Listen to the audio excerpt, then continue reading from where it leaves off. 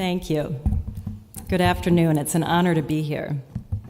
I'd like to thank Clark Judge, Monica Jablonska, the White House Writers Group, the Victims of Communism Memorial Foundation, the Polish National Foundation, and the Ronald Reagan Foundation and Institute for the opportunity to be with you today. As the U.S. Ambassador to the Holy See, a lifelong Catholic, and a Polish American, I'm delighted to share my thoughts with you on the historic partnership between President Ronald Reagan and St. John Paul II. As ambassador, I'm often asked to explain the benefits of maintaining a U.S. mission to the Vatican. After all, the territory of the Holy See occupies less than 1/4 of a square mile. So why do we need an embassy? The answer is rooted in history, sparked in June of 1979 during Pope John Paul II's 9-day pilgrimage to Poland. Millions of Poles, almost 1/3 of the nation, turned out to see the Holy Father, while the rest of the country and the world followed his trip on television and radio. On the first day of his pilgrimage, the Polish pontiff declared, "There can be no just Europe without the independence of Poland marked on its map." It was a shot heard across the world, and in California, by a future U.S. president. Ronald Reagan was elated. At the time, he had a popular radio show and dedicated numerous broadcasts to the Pope's historic trip. In one of his broadcasts, Reagan summarized the Pope's pilgrimage, saying, "It has been a long time since we've seen a leader of such courage and such uncompromising dedication to simple morality."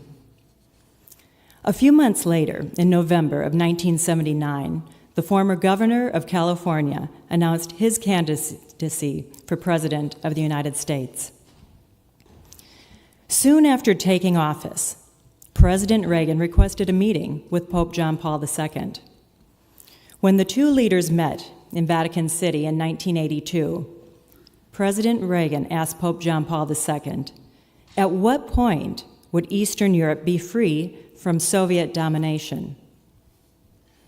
When the Pope responded, "In our lifetime," the President grabbed his hand and stated fervently, "Let's work together." When President Reagan returned to the United States, he instructed the State Department to work more closely with the Vatican and ordered a full-fledged embassy. 2 years later, in 1984, the United States Embassy to the Holy See was established. For over a century before that time, America and the Holy See enjoyed a warm and respectful, although unofficial, relationship. That was forever changed in 1984. This new relationship, as President Reagan said, would exist to the benefit of peace-loving people everywhere. And for nearly 35 years, it has done just that. Part of the embassy's initial mandate was to work with the Holy See to counter the destructive and destabilizing behavior of the Soviet Union, to roll back the devastation of communism, which had already claimed tens of millions of lives.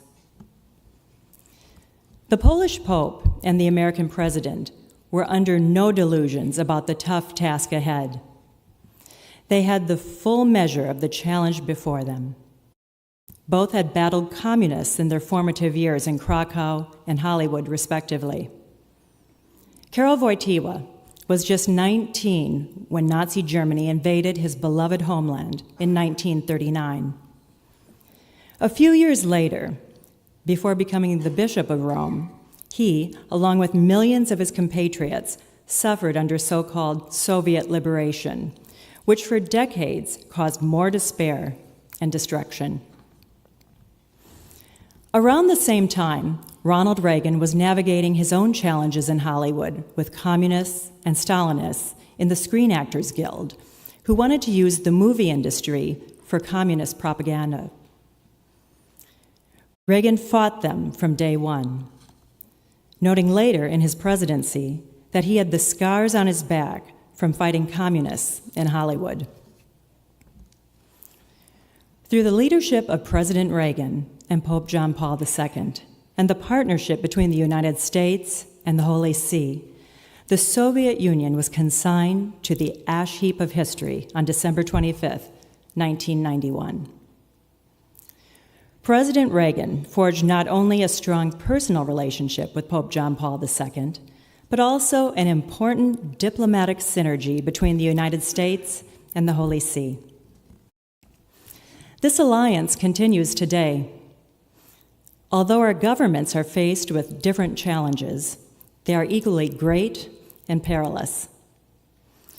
The necessity of our partnership did not end with the fall of the Berlin Wall. Our work with the Holy See remains critical to responding to humanitarian crises, to safeguarding human rights, and to mediating and preventing conflict and violence. And the reason is simple. The Vatican's endpoint is real and respected around the world. Today, the Catholic Church is engaged on every continent, advancing human rights, alleviating suffering, and educating those most in need. The Catholic Church is also the largest provider of healthcare services in the world, combating the spread of epidemics like HIV/AIDS, Ebola, and other diseases. Its extensive network of service providers has access and credibility in the world's most troubled areas. The Holy See also has the second largest diplomatic community with 183 partners, second only to the United States.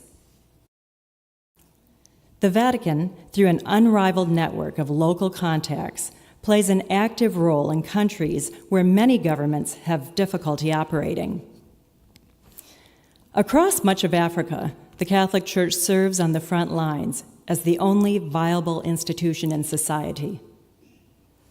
In the Democratic Republic of the Congo, the Vatican continues to play a critical role in supporting political dialogue and providing humanitarian relief.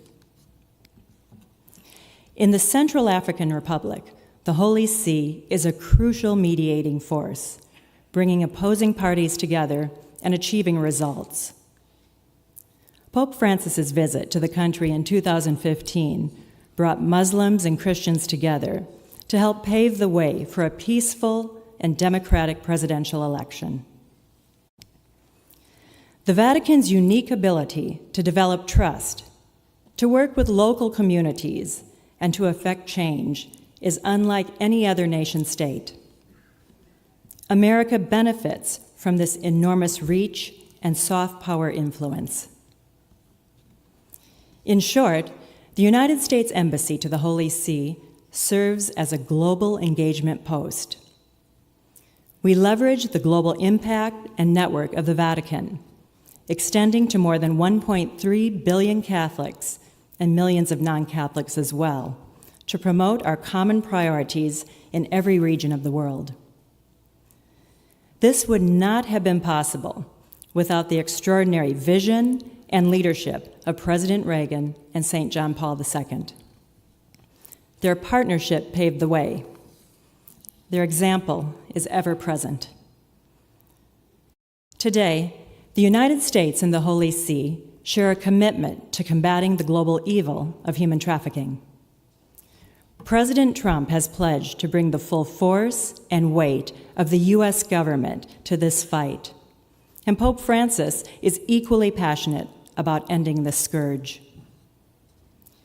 The United States and the Holy See are also committed to protecting and promoting religious freedom in every part of the world. We understand that when this fundamental human right is denied, instability, human rights abuses, and violent extremism flourish. The U.S. Embassy to the Holy See works closely with the Vatican to protect and defend all those who are persecuted for professing their faith.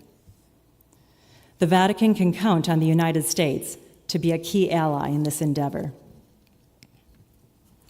The Holy See's vast global influence makes it a critical partner in addressing a wide range of issues. President Reagan and St. John Paul II understood the significance of this relationship. In honor of their memory, the United States Embassy to the Holy See will continue its crucial work with the Vatican for the benefit of peace, freedom, and human dignity throughout the world. Thank you, and God bless.